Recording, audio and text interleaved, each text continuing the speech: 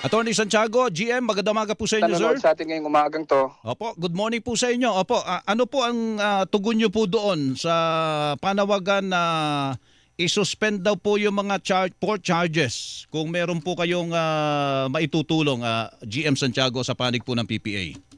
Well, unang-una po Sir Melo, ang huli pong magdidesisyon po siyempre sa bagay po na yan ang ating pong Pangulo. Siya po ang talagang pinaka huling desisyon kung ano po ang gagawin ng ating bansa para po harapin itong napakalaking krisis po na to sa larangan po ng oil industry. Pero kami po sa PPA, kami po ay nagulat at kami po ay nagtataka kung saan po nanggaling at bakit po ganun ang solusyon po na minumungkahi po. Unang-una po Sir Melo, ang nakikita po namin problema po natin ngayon, ayun pong nagpipintong kakulangan o kawalan ng supply sa langis po, sa krudo, partikular na po sa gasolina. At dahil po sa napipintong kakulangan na yun, kaya po tumataas ang presyo po ng gasolina natin. Opo. Ang PPA po kasi, hindi po tayo kumukuha ng kahit na anong subsidiya po mula sa national government. Wala po. Hindi po tayo kumukuha ng budget sa GAA. Opo. At lahat po ng ginagastos po natin ay nagmumula po sa mismong kita po ng ahensya. Opo. At yan po, ang sobra po dyan, yan po ay binibigay po natin bilang dividendo po sa ating national government. Opo. Sa madaling salita, GM, excuse me po, sa madaling salita, ano po kayo, ang tawag sa inyo self-liquidating agency. Opo. Correct po, self-sustaining agency po kami, no? Opo. Ngayon po, nung nakaraang taon nga po, ang PPA po ay kumita po ng 30 bilyon piso. Record po yan sa history po ng PPA. At record din po sa history ng PPA na ang PPA po ay nagbigay po ng dividendo sa national government na almost 5.3 billion po. At ngayon po, kung sa amin naman din pong pag-aaral, na alam po naman natin ay pinag-aralan din po sana ng nagbungkahin ng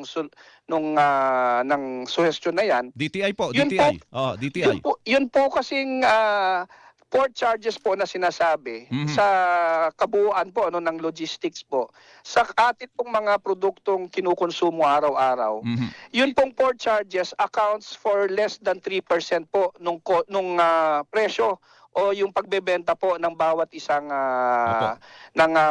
produkto po, halimbawa ng sardinas, ng gatas, ng sako ng bigas, Ngayon po, ang sistema po kasi diyan, ang pinakamalaki pong cost sa logistics po, maliban doon sa pagmamanufacture ng mga produktong yan, ang pinakamalaki pong kosto diyan yung pong shipping charges na mahigit 50% po nung kosto nung produkto. At ang port charge, susunod po dyan ay yung tracking, nasa mga 35% po. At iba po yung charges ng Bureau of Customs, yung po yung iba sa logistics po sa warehousing. Ang sa port charges po natin dyan ay less than 3%. Opo. At nadinig ko po na among kahe ay i-waive daw po yung government share. Ang government share po doon sa 3% po na yon ay naglalaro lamang po, Sir Melo, sa halos 10% lamang po. So 10% of 3% is maliit lang. Ano lang po, 0.09 or almost 1% lang po ng kabuuang presyo ng produktong ating kinukonsumo. So hindi po namin maintindihan kung paano po makakaapekto ang pagbabawas ng kulang-kulang 1% para mapababa ang presyo ng gasolina at para makapagdagdag po sa supply ng gasolina. Opo, Attorney Santiago, so ibig sabihin, hindi po kayo bukas dito sa suhestyon na ito. Ano po? Well, yes po, hindi lamang po sa hindi bukas, pero hindi po namin nakikitang practical po yung solusyon na yan. Opo. Ang sa tingin po namin, siguro sa mga ahensya po ng pamahalaan, katulad po ng PPA, ay magsimula muna po tayo sa sarili nating bakuran sa ating ahensya kung paano po tayo makatutulong para mabawasan ang pagkonsumo po ng gasolina. Para yung pong ating supply ay mas mapalawak pa po. Kasi sa panahon po ngayon, Sir Melo, hindi lamang po naman yung kakayanan para bumili po ng gasolina ang pinag-uusapan. Ang tanong po dyan, pag tayo po ay tuloy-tuloy nagwawaldas ng gasolina o kumukonsumo ng gasolina, hanggang kailan po kaya ang supply natin? Mauubos at mauubos po yan kung walang habas po tayong regular pa rin po ang ating pagkonsumo. Opo. Attorney Santiago, GM Santiago, di ho ba yung mga services sa pier na yan, meron po, ang tawag doon, may kumpanya, may pribadong kumpanya pong nagpapatakbo niyan. Nagre-remit lang po sa inyo ng government share, tama po ba yon?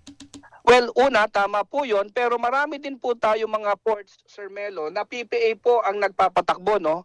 Ngayon po, halimbawa ay tanggalin po natin yung kinikita po ng PPA bilang government share po, no? Opo. Ang mangyayari po dyan, number one, dahil wala naman po kaming pagkukuhanan ng pondo para sa ating ahensya, ano po ang gagamitin nating pampasweldo po sa ating mga kawani na umaabot po ng mahigit 8,000? Paano po natin po pondohan yun pong mga ongoing nating proyekto na napakarami po para matapos at matuloy. Yung mga port. Pangatlo po, meron din pong napipintong problema ngayon na alam din naman po ng DTI yan, yun pong issue ng mga tracker natin sa empty container at Opo. tayo po ay naatasan para tumulong na bigyang solusyon yan. Paano po namin mabibigyan solusyon yan kung wala pong pagiging pondo ang PPA? Opo. Di ba, GM Santiago, marami kayong mga services dyan. Meron kayong tinatawag na cargo handling, yung arrastre. May wharfage fee kayon, ang tawag dito, sinisingil. Meron kayong docking fee sa mga barko. Yung mga sinisingil nyo pa doon sa mga overstaying na mga container, yung demorahe. Talagang wala ho kayo maitutulong? Pati yung passenger port terminal fee, yung passenger fee, attorney? Opo. Actually, Sir Melo, yan pong passenger terminal fee po na yan, bago pa man din po, simula pa po ng pandemic, marami na pong exempted at hindi nagbabayad dyan. Yung pong ating mga senior, hindi na po nagbabayad dyan. PWDs po, hindi nagbabayad. Estudyante, military, yung mga uniform personnel po natin, marami na pong hindi nagbabayad dyan. Pangalawa po, yun po kasing lahat po ng cost po dyan, yung sinisingil po ng PPA, lahat po yan ay dumadaan po sa konsultasyon at sa proseso ng pag-aanalisa. Yan po ay sapat lamang para masustain po yung operation and at the same time magkaroon po ng konting margin o kita para naman po mas lalo mapalawak at mapabuti po yung serbisyo. Opo. Again po, babalikan ko yung sinabi ko kanina, kung tanggalin po kaya natin lahat po ng mga singilin na yan, ay bababa po kaya ang presyo ng gasolina? Sa tingin po namin, hindi. Kasi sabi nyo, napakaliit naman na porsyento ang kinukontribute niyan sa problema natin sa ngayon. Ano po? So, Tama po, Sir Melo. So sa madaling salita, hindi nyo po kakayanin dahil una-una wala kayong ipasweldo o para sa operation ng PPA at yung mga expansion ng mga port matitigil po yun, Atty. Santiago. Tama po, Sir Melo. Yun po ang mangyari doon dahil wala naman nga po tayong nakukuhang kahit na anong subsidiya po mula sa national government. Sapat lang po para sa operasyon ng PPA at sa mga proyekto ng PPA. Ganun po ba yun?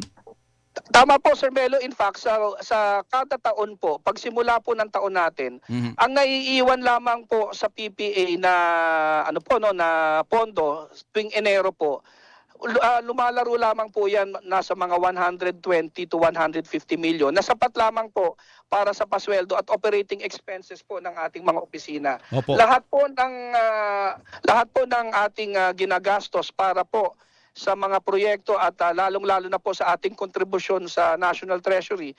Yan po ay pinagtatrabahuhan po at kinikita po yan sa pamamagitan po ng dugo at pawis ng mga kawani po natin sa PPA para lamang po ma-recover po yan. Opo. So kung tatanggalan po natin ng pondo yan, wala po tayong maiiwang kawani dyan, pati mga proyekto matitenga at pag natenga po yan, titigil po ang ating komersyo dahil ating po mga pantalan ay hindi na gagana. Opo. Yung Cebu Port, hindi po saklaw ng PPA yun. Tama pa? Po ba yun, Attorney? Tama po, Sir Melo. Pero po, I would assume na yung pong kalagayan ng Cebu Port Authority, pati rin po ng Subic Bay Metropolitan Authority, sa issue pong itong ating pinag-uusapan, ay halos pareho din lamang po, Ayun, okay, sige po.